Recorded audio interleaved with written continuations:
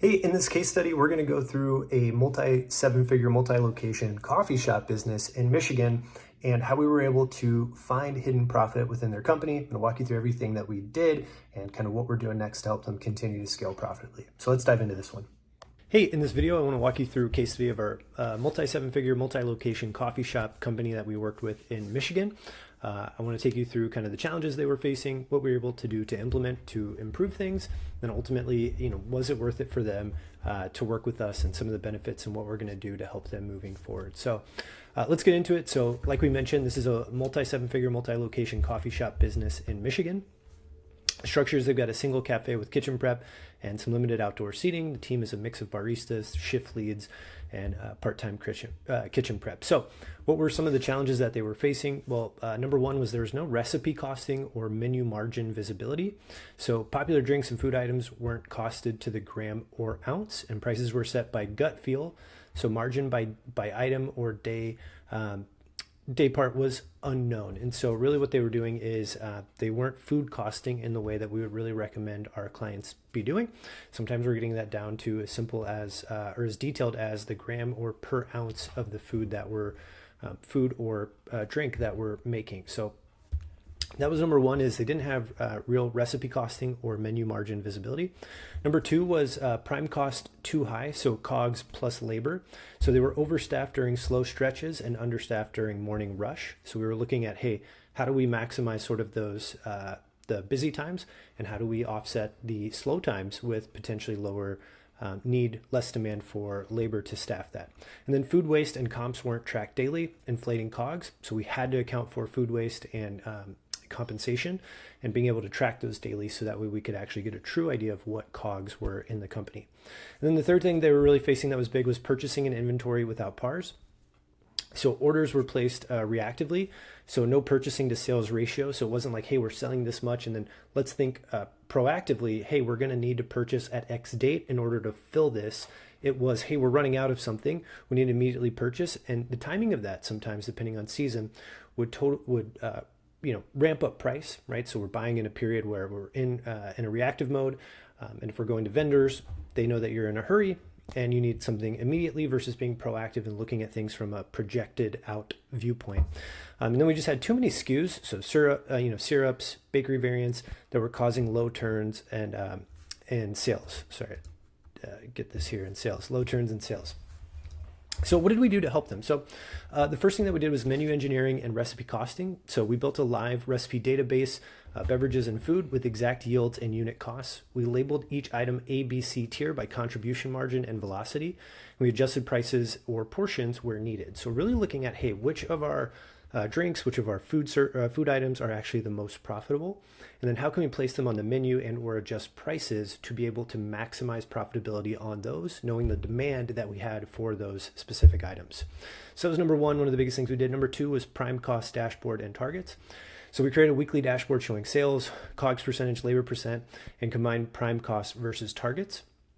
And then we had a daily waste, so we helped them set up a daily waste in comp log tied to variance alerts, so the team could course correct midweek, meaning, if we had excess waste happening, we could let the team know and say, hey, we're wasting too much on X specific food item or drink item. Let's make sure that we're not ordering as much, knowing, say, like midweek, knowing, do we need to get X amount of gallons of milk versus not needing that based on how much we're selling and how much we're wasting each week. So then the third thing we did was we created a labor model by daypart. So we mapped order volume by 30-minute blocks, created staffing templates for open, peak, and shoulder windows. And then we created shift cards for bar flow. So, to keep the queue time less than 4 minutes. So how could we make sure that orders weren't taking forever? We could get more customer flow through, have a higher throughput.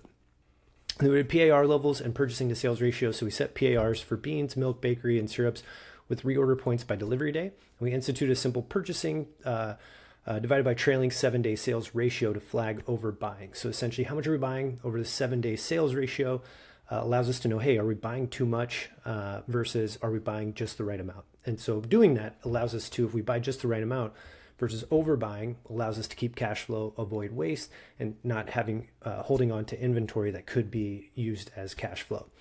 And then a couple more things that we did. We did product mix, so PMI mix and attached strategy. So we pulled the POS, PMI X, PMix to spotlight high margin anchors. So lattes and cold brews, concentrates in particular, we found to be profitable for this specific client. Created 3 scripted on add-on paths, so pastry pair, protein ad, alternative milk upgrades with visual prompts at point of sale.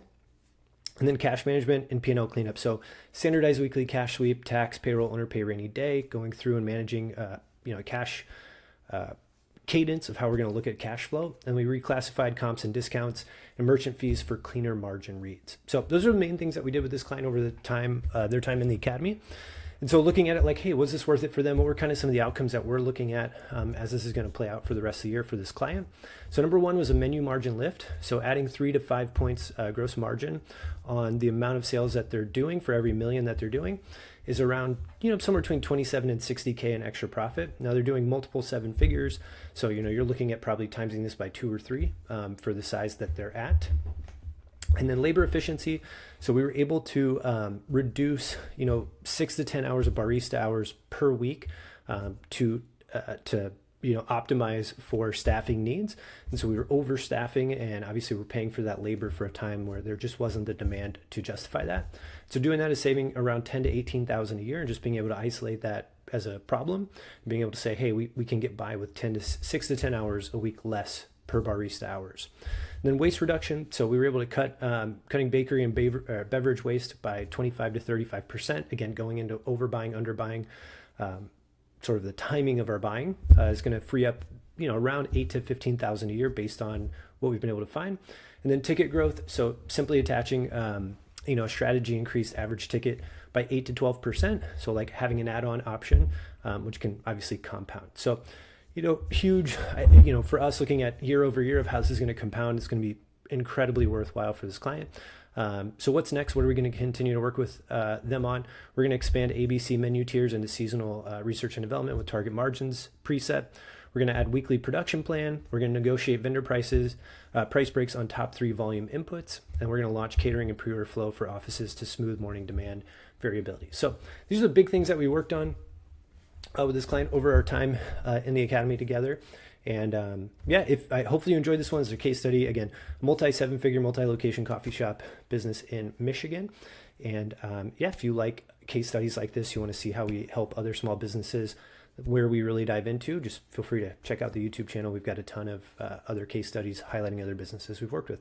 Hope you enjoyed this one. We'll catch you on the next case study.